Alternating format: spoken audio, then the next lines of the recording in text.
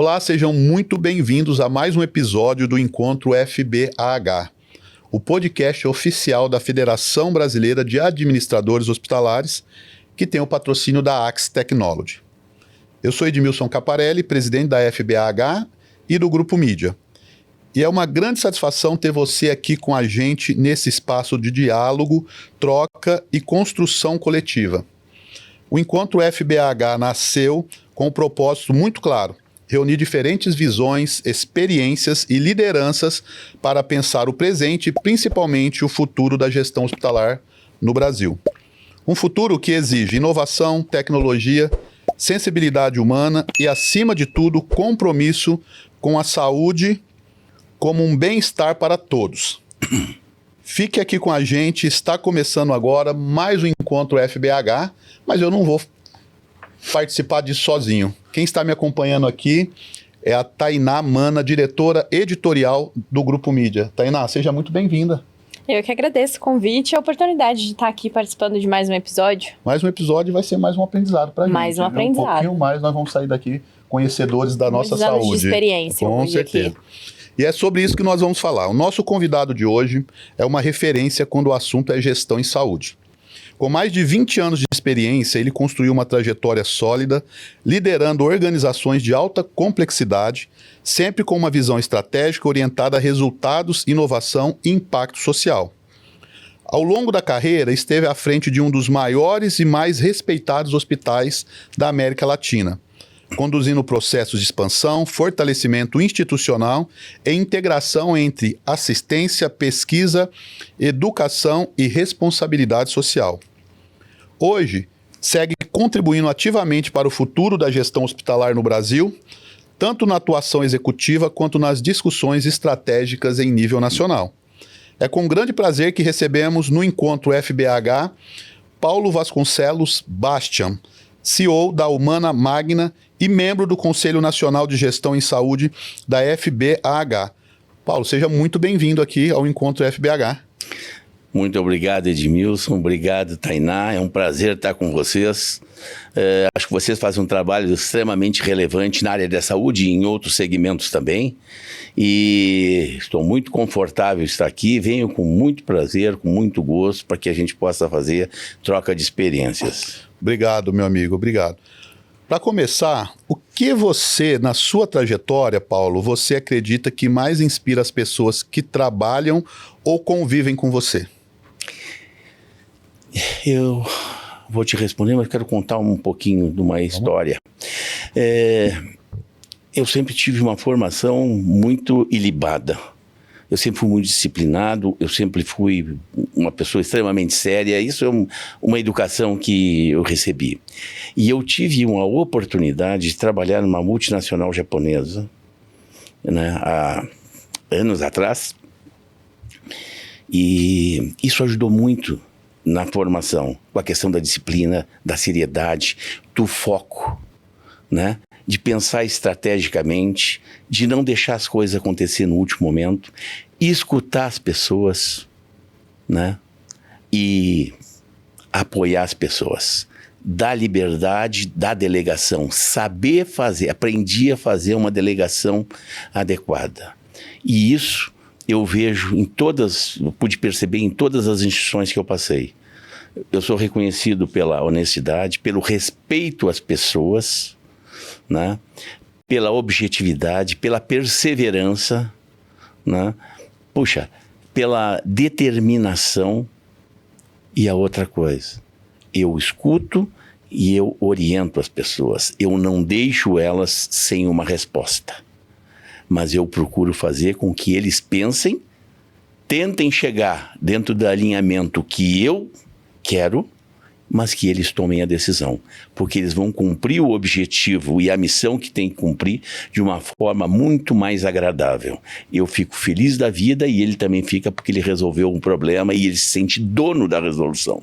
E é isso que forma time, é isso que vai formar cultura também dentro das empresas, e é isso que transmite para o grupo todo, diz assim, essa liderança nos traz segurança.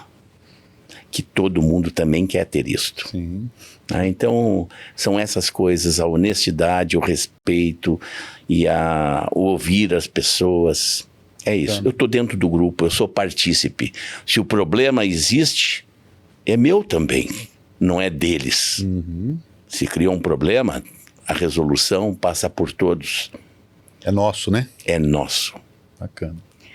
Paulo, fazer gestão em saúde é muito difícil porque é um ambiente de alta pressão, envolve várias coisas que são muito delicadas, né?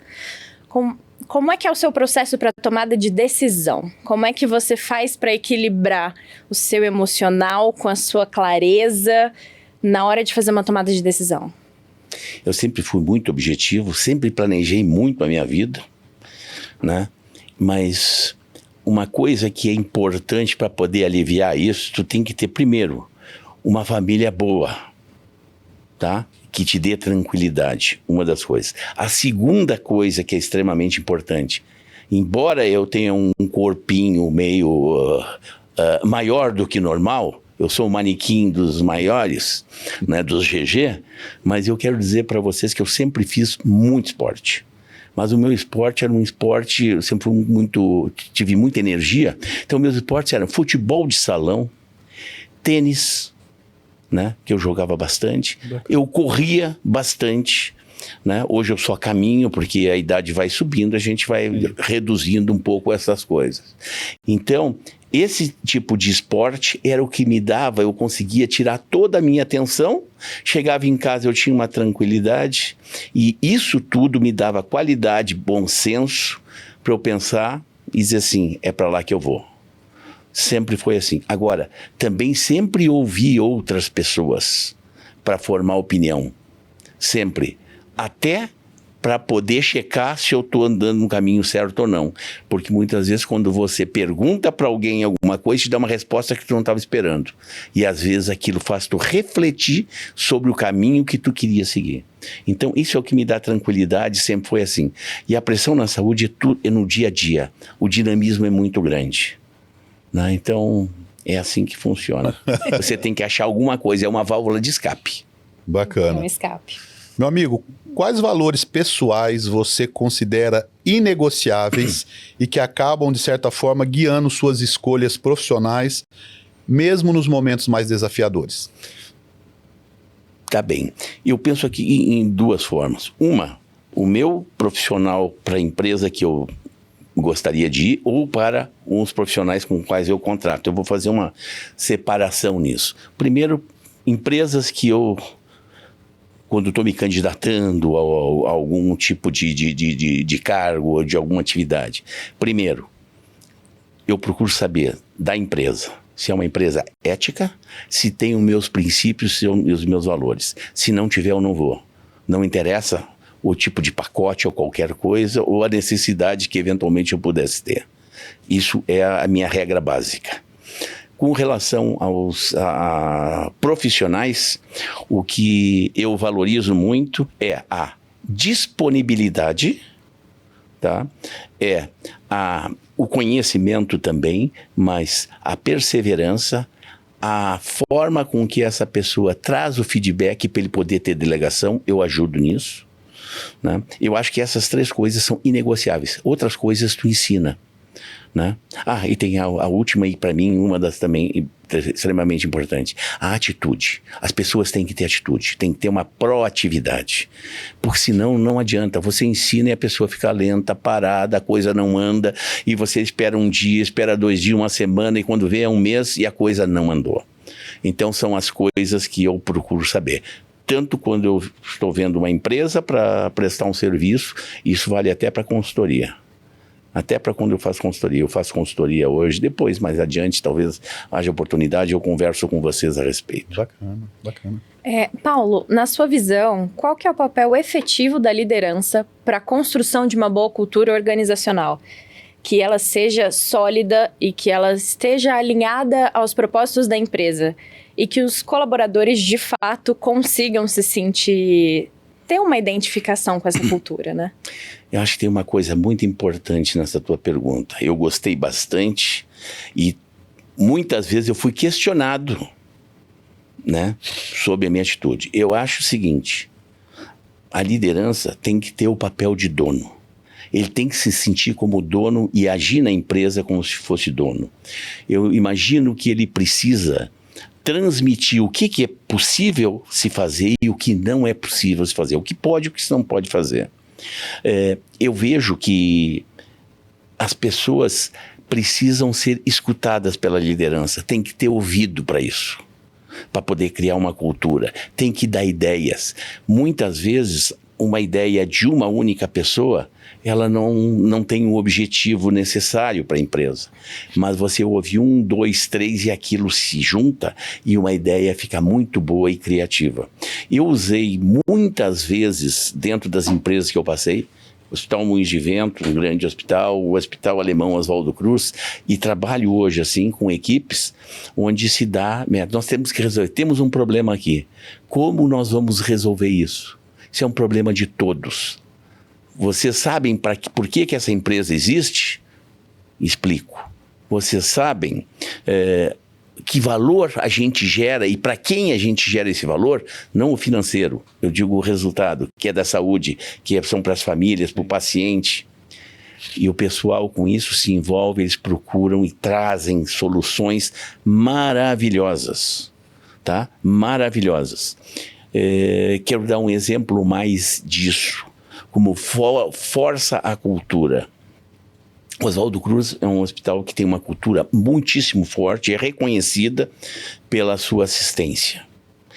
Em 2007, nós fomos reconhecidos a melhor assistência do país pelos médicos aqui de São Paulo. Isso se repetiu ao longo dos anos, depois pararam de medir, não quiseram mais medir, né? E continua até hoje, ele é reconhecido. Pergunta, um hospital que tem uma grande assistência?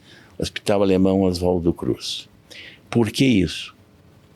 Muitas vezes, esse exemplo é bem característico para tu formar uma cultura forte.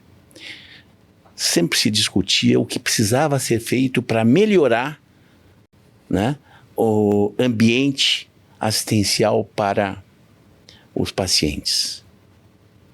Todo mundo dizia, a gente fazia e continuava com algumas dificuldades.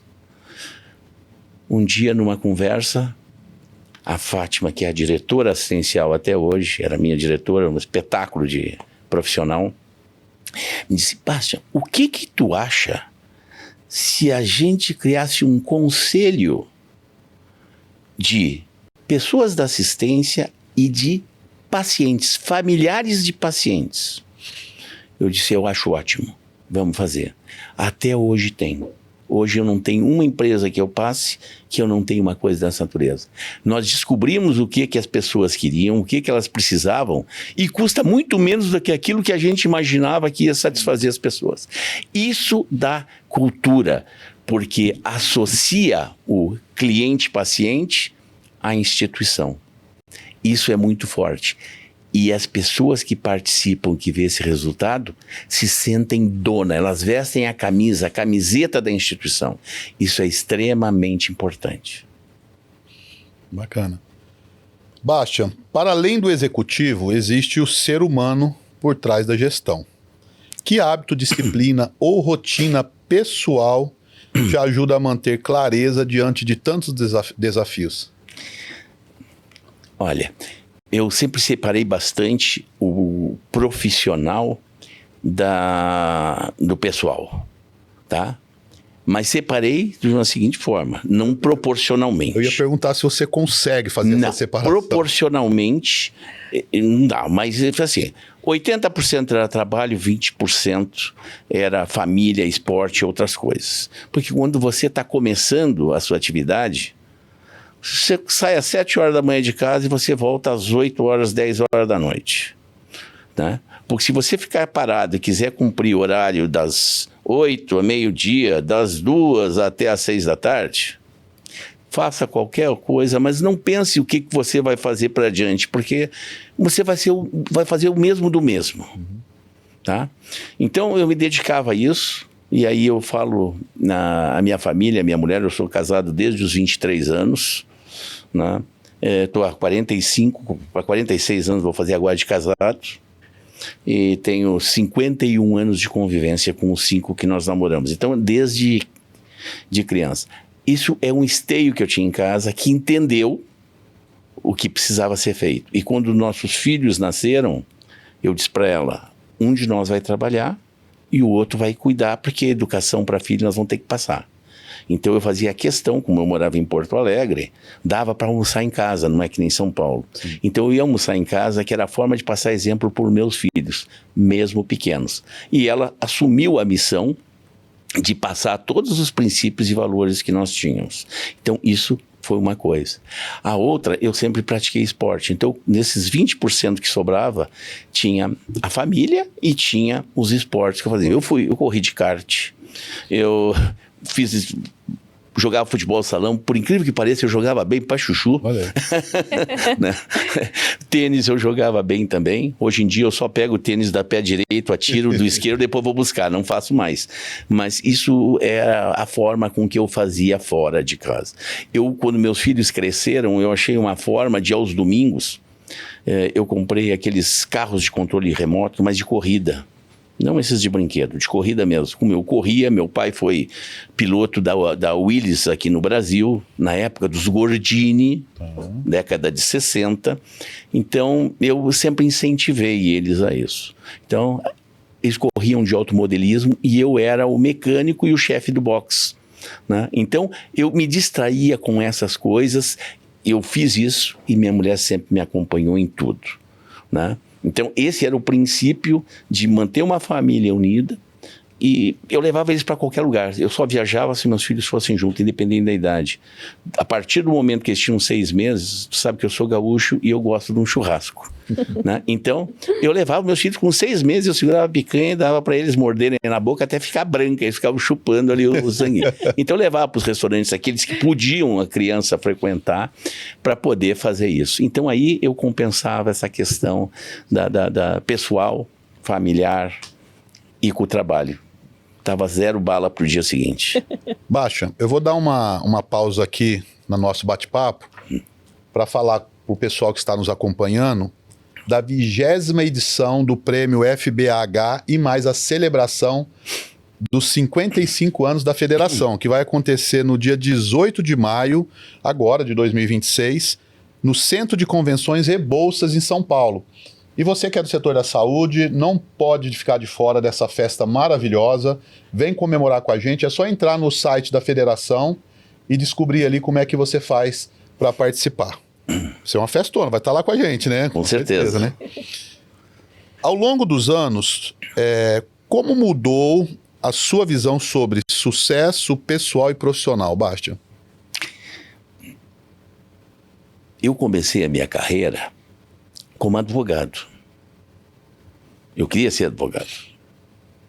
E quando eu estava no 2º ano do direito, eu entrei com 17 anos na faculdade, eu disse, o que é que eu estou fazendo aqui? Porque era só a filosofia do direito, direito romano, direito canônico. Eu disse assim, onde é que eu vou aprender a fazer alguma coisa, né? Resolvi fazer economia e fiz os 2 cursos juntos. Eu fazia direito de manhã e economia à noite, trabalhava um pouco de tarde. Né? O que eu digo um pouco é porque era um turno só. Sim. Eu era aluno assistente numa empresa. E nesse momento, eu comecei a passar por vários desafios. O que eu vou fazer? Como eu vou ser um bom advogado? E aí fui contratado para dar consultoria para uma empresa japonesa. Essa empresa japonesa chegou num determinado momento e dizia assim, Bastian, eles falavam mal inglês e português. Nós temos algumas coisas para resolver, fica ruim de transmitir. Tu pode conversar com a outra parte? Eu estou com um pouco de desconforto aqui, porque eu sou contratado por vocês, vou falar com o outro lado. Eu sei que vocês têm uma relação de confiança, mas... Aí disse assim, vamos fazer o seguinte, nós vamos marcar um horário que você vem presencialmente durante a semana aqui na empresa e nós vamos marcar as reuniões lá. E dessas reuniões, tu já vai entender, são reuniões de negócio, tu vai entender e daí tu faz o instrumento que tiver que fazer. Eu disse, tá bom, faz sentido. E assim começou. Fui me intrometendo nas coisas. Tinha um escritório de advocacia muito bom, extrajudicial, no direito societário, imobiliário e fiscal. Foi essa empresa que me tirou da advocacia. Eu não percebi a minha saída. Chegou um determinado momento, me convidaram para ser diretor da empresa. E aí eu comecei a aprender, gostei do que estava fazendo. E dali para frente, quando eu saí dessa empresa, headhunter para um lado para o outro, até que o Moinhos de Vento estava fazendo profissionalização na área da saúde. O que eu vou fazer aqui? Os caras disseram, vem cá, nós queremos justamente isso. Quem não sabe nada, para a gente começar do zero. E assim foi. E daí eu comecei a prospectar, né? O que é o sucesso? Então, eu vejo ele com 3 etapas. Primeira etapa é aquela que tu quer construir uma relação de sucesso, de reconhecimento e ter um relacionamento adequado no meio em que tu está trabalhando. O segundo passo é quando tu atinge algum sucesso, tu já te sente bem com aquilo, tu quer fazer a manutenção daquilo que tu tens e tu começa a prospectar outras formas de relacionamento com players da área. A terceira forma é aquela onde tu entra no ritmo daquilo que é possível tu fazer, que é a terceira. Então eu queria te contei essa história para te dizer que eu penso que a palavra aí é de amadurecimento. Tu vai crescendo, dando o melhor de ti e fazendo um pouco mais do que aquilo que tu imaginava que era o melhor. Com certeza tu vai atingir essas 3 etapas. Bacana. Muito bem. Eu sou a pessoa que gosta das histórias. Então eu vou entrar aqui, Paulo. Toda trajetória de liderança, ela tem bastidores, a gente sabe.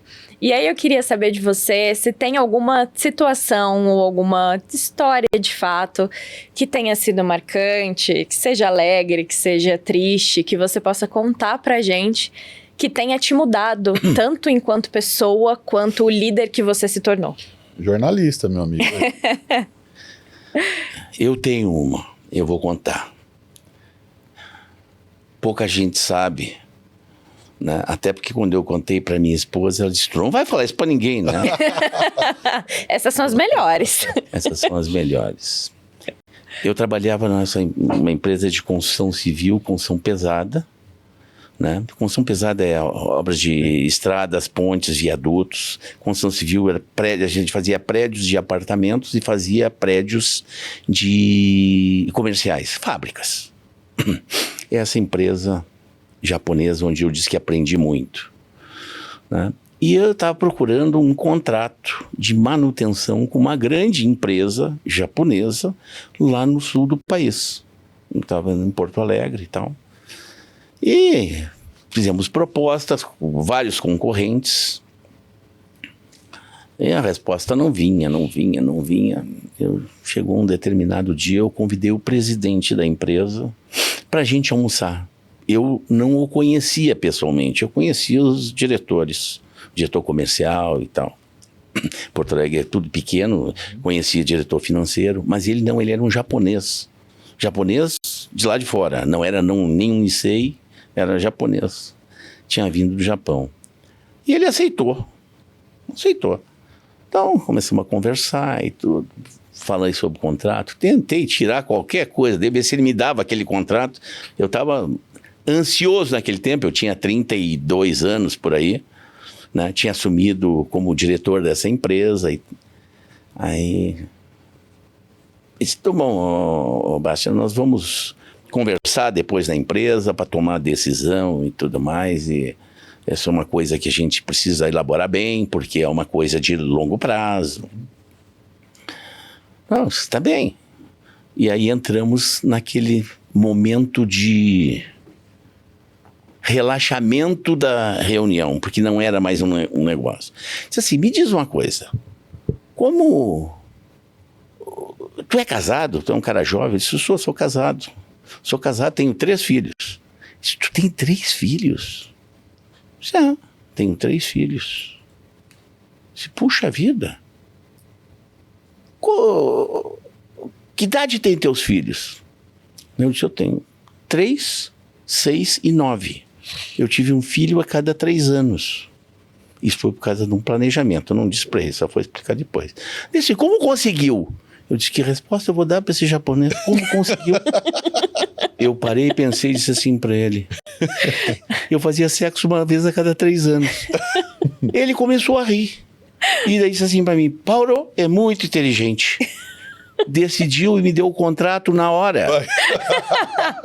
Foi a coisa mais inusitada que eu tive. Eu nunca tinha visto uma coisa igual. E aí a gente... Pô, descontraiu o negócio.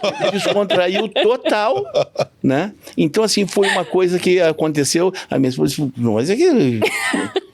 Eu disse, todo mundo sabe que não é, mas é que resposta tu vai dar com uma pergunta dessa natureza? Uma hora dessa? Como conseguiu? Como conseguiu? Claro que aquilo era uma coisa planejada, porque, assim, quando eu casei, eu pensava assim, que o cara com 50 anos era um velho e ia morrer. Então eu programei a minha vida. Né? Antes dos 50, para morrer com 50. Não, se eu morresse com 50, o meu filho menor tinha que estar independente, formado na faculdade independente. E eu consegui fazer isso. Bacana. Eu com 50 anos, todos meus filhos independentes. Eu não... Claro que eu ajudava eles com coisas, mas não precisava mais, eles eram independentes. Olha só. Então, eu podia morrer a partir dali. Graças a Deus, o Todo-Poderoso lá me deu bastante tempo mais e hoje eu tenho curtido aí a minha família, meus netos e tudo mais. Bacana. São 3? São 3 filhos e 7 netos hoje. Quais são as idades, Bastian? Dos meus filhos? Isso. Hoje o meu filho tem 40, o mais velho, são 43, 40 e 37. Bastian, sendo membro do Conselho Nacional de Gestão em Saúde, o que te motiva a contribuir com a FBAH e qual impacto você acredita que a federação pode gerar no futuro da saúde do nosso país? Uma excelente pergunta. Eu acho que o administrador hospitalar, ele melhorando a gestão, a melhoria de gestão salva vidas. Tá? Salva vidas. Eu acredito nisso. Então eu penso que uma capacitação melhor dos administradores hospitalares vai fazer uma diferença grande no setor da saúde lá na ponta. Exatamente. Isso é extremamente importante. Tem que ter alguém, não só do cuidado médico assistencial, tem que ter um gestor que cuide e direcione essas coisas para que o contexto todo propicie todas as condições necessárias para que o médico, enfermeira e as demais atividades, como fono, físio, etc., possam entregar um trabalho de qualidade com o melhor resultado possível para o paciente, de acordo com a terapêutica que ele tem, né? Então, eu penso que isso é uma coisa extremamente importante. E a hora que nós tivermos isso, o reconhecimento por um trabalho, né, na federação vai torná-la forte, vai torná-la musculosa e vai fazer com que ela tenha alguma participação mais efetiva ainda na área de saúde pública e privada, inclusive junto aos legisladores para poder ajudar a discutir a legislação e apontar casos que são favoráveis à saúde, ao paciente e os casos que não são favoráveis. Eu acho que esse é um aspecto extremamente importante para que ela possa ter uma participação estratégica, né? Que é participar lá de cima. Quem emana a regulamentação, né, o regulatório de área de saúde. É isso que nós temos que fazer. Perfeito, Paulo. E eu queria te pedir agora um conselho para as pessoas que sonham em ocupar cargos de liderança, que sonham em atuar no setor da saúde. Qual é a mensagem que você deixaria para essas pessoas?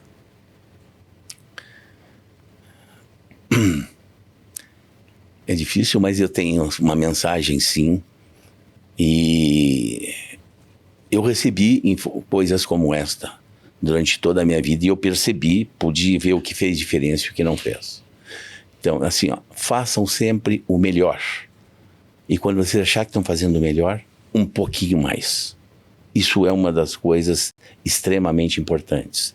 A outra, sejam disponíveis. escutem as pessoas. Se houver conflitos, procurem mediar, porque vocês já vão estar aprendendo alguma coisa em termos de gestão e de liderança para poder chegar ao sucesso mais adiante. Eu vejo que a liderança, eu sempre digo para as pessoas, liderança não é um cargo, liderança é um comportamento, é uma atitude que você pode aprimorar ou não. Não é como qualquer outra coisa que você se capacita, mas você pode desenvolver a sua liderança com questões como essa, escutando as pessoas, orientando as pessoas, participando e mediando conflitos, apresentando ideias, defendendo ideias, tendo posição. Em cima do muro eu só vi gato até hoje e passarinho, mais nada.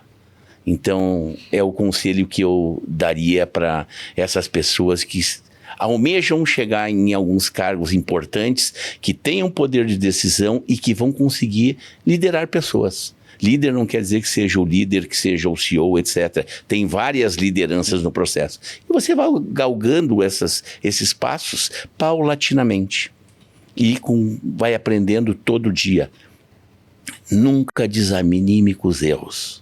Se desanime no dia que você não fizer nada por alguma coisa. E ficar esperando que o resultado venha de cima. Não vem. Tá? Você tem que ser partícipe, você precisa provocar isso. Não tenha receio também de conversar com o seu chefe, com os seus colegas sobre qualquer coisa. Não há por que ter medo. Muitas vezes eu vi dizer assim, as pessoas têm medo de trazer uma ideia para ti. Medo por quê?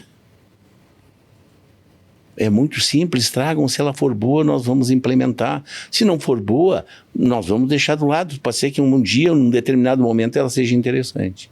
Então, sejam assim.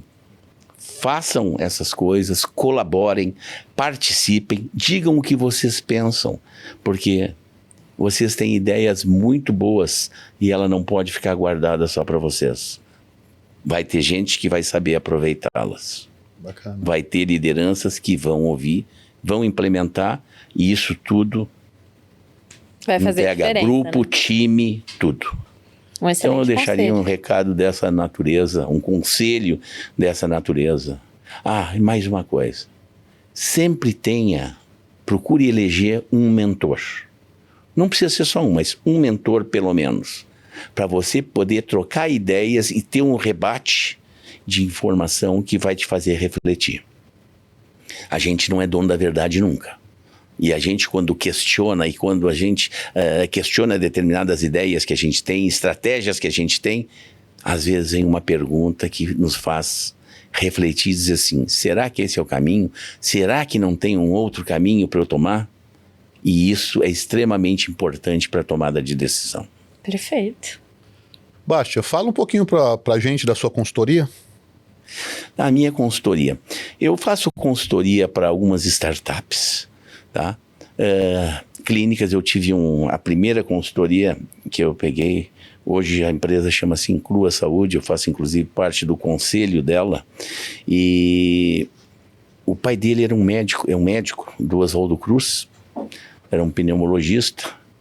E ele chegou um dia para mim e disse assim, Bastia, meu filho está com 20 anos e ele quer montar um ambulatório médico, tipo consultas de baixo valor.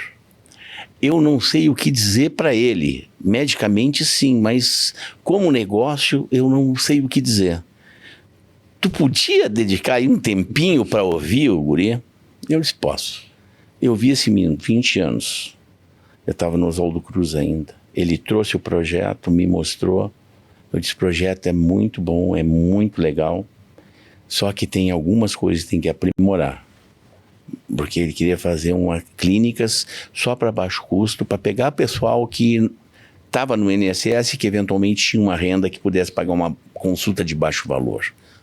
Tipo como aconteceu com o Doutor Consulta inicialmente. Eu disse, olha, nós precisamos fazer uma coisa diferente. Está começando a onda de verticalização. Isso é uma coisa que será crescente. Então tu tem que ser o verticalizado virtual de operadoras de saúde ou de hospitais, para tu poder ter um sucesso nisso. E ele começou a trabalhar. Hoje ele está com 28 anos, trabalha com várias operadoras, está seguindo isso, está crescendo. Já é uma empresa aí que fatura seus 60, 65 milhões ano, né? Com um ambulatório, que tu sabe que é uma coisa que é bem restrita em termos de valor, faz um número de consultas bastante bom para o número de filiais que ele tem, e isso faz com que a empresa vá indo de vento em popa aí, vai crescendo aos poucos, isso é paulatinamente, não adianta crescer de uma forma grande. Outro tipo de consultoria que eu faço são para alguns fundos de investimento, tá? Mas sempre destinados o recurso para a saúde. Entendi. Então, esses fundos, eles ajudam a aportar recursos para expansão, para, às vezes, ajudar no pagamento de uma dívida que está com juro alto, etc., para poder dar mais mobilidade para empresas da área da saúde. Então, tenho ajudado nessas coisas. Fiz consultoria para o Hospital Alemão Oswaldo Cruz e volta e meia eu tenho aí algumas coisas bem pontuais, né, com algumas empresas da saúde que me contratam para saber o que eu penso, o que eu acho, qual é o cenário, o que vai para frente, testar, né, como a gente estava conversando há pouco tempo, testar o mercado, para onde ele vai, será que eu estou indo no caminho certo, vale a pena eu investir nisso, porque os recursos da saúde sempre são volumosos. E os resultados são bastante financeiros, são pequenos. Então você tem que gerir isso bastante bem, né? Então a gente entrega, as empresas, os hospitais aí, e eles entregam um resultado bastante bom para os pacientes, mas eles têm a sua dificuldade, às vezes até de se relacionar com operadoras de saúde e tudo mais. Eu penso que os dois estão no mesmo barco. Sim. E eles têm que achar uma forma de trabalharem junto em prol do paciente. Sim. Que é o ponto nevrálgico, né, de existência dos dois. Sim. Só existe hospital porque tem paciente, só existe operadora porque precisa ter uma forma de dar recursos ao paciente. Ela recebe um prêmio e garante o seguro, a saúde, né, desse paciente. Então eu acho que isso é uma coisa importante, eu procuro atender por aí. É isso que eu tenho feito. E com a calma, naquele terceiro item do que eu falei do amadurecimento, que é o ritmo que tu pode realizar. Então já é assim uma área de a gente vai reduzindo o ritmo de trabalho.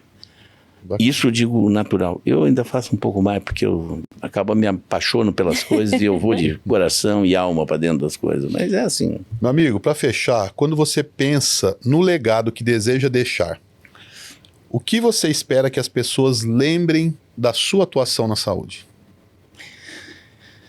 Eu vou te dizer isso e eu já me senti assim. Quando eu saí do Oswaldo Cruz em primeiro semestre de 2021, por ter completado 65 anos. E eu fiquei 4 anos sem aceitar nenhum cargo de executivo.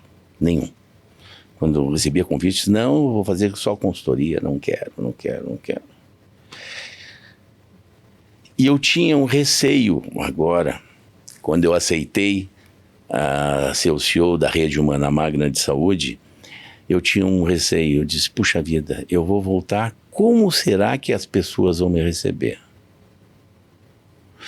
E assim, eu fui recebido por todos, como se eu nunca tivesse saído da saúde, com respeito à reputação, ao conhecimento, a forma com que eu sempre tratei, assim, de lisura com todas as partes, né? Com as parcerias que a gente estabeleceu na época. Então, celebrado com respeito pelos colaboradores, né? No evento que nos encontramos lá, que eu tive o prazer de ser convidado por ti para participar do jantar, encontrei vários colaboradores do Oswaldo Cruz e eles me disseram o seguinte: Bastian, que coisa boa te ver. Sentimos falta de ti.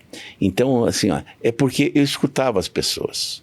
E eu acho que isso é extremamente importante. Então, o respeito, legado, respeito à questão de escuta das pessoas, e eles sempre me tiveram com alguém que sempre apoiou a inovação, a equidade, o acesso, né?